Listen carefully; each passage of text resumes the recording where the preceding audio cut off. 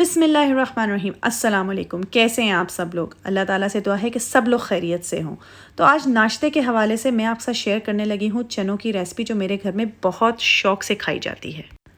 तो इसके लिए ले लिया है मैंने 2 कटे हुए प्याज, 1 कप दही और चना मसाला जो फ्लेवरिंग के लिए इस्तेमाल होगा, और यहाँ पे मेरे पास है तकरीबन आधा किलो चने। तो चलें शुरू करते हैं।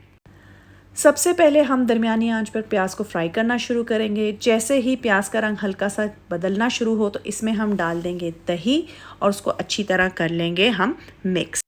फिर इसमें हम डालेंगे अपना चना मसाला। मैं इसमें तकरीबन 2 चम्मच डालूंगी चना मसाला के, उसको अच्छी तरह मिक्स कर लूँगी और तब तक पकाऊंगी जब तक हल्की हल्की खुशबू आनी शुरू हो जाए। अब इसमें हम डालेंगे चने और चनों को अच्छी तरह मिक्स कर लेंगे कि मसाला सारे चनों पर लग जाए, और फिर हम इसमें डालेंगे हस्बे ज़रूरत पानी, क्योंकि चने पहले से उबले हुए हैं। तो आप देख लें कि आपने कितनी ग्रेवी रखनी है, उसके हिसाब से आप डाल लें इसमें पानी। हल्का सा उबाल आने पर अब मैं धीमी आंच पर चनों को ढक कर तकरीबन 5 से 8 मिनट के लिए रख दूँगी, ताकि मसाला अच्छी तरह से चनों में जज़्ब हो जाए। तो हो गए हैं मज़ेदार से चने तैयार। इनको चाहे पूरी के साथ या पराठे के साथ खाएं, और मुझे दुआओं में ज़रूर याद रखिएगा। अगर वीडियो पसंद आई हो तो लाइक ज़रूर करें, मेरे चैनल को सब्सक्राइब करें और दूसरों के साथ शेयर करें। अपना बहुत ख्याल रखिएगा। अल्लाह हाफ़िज़।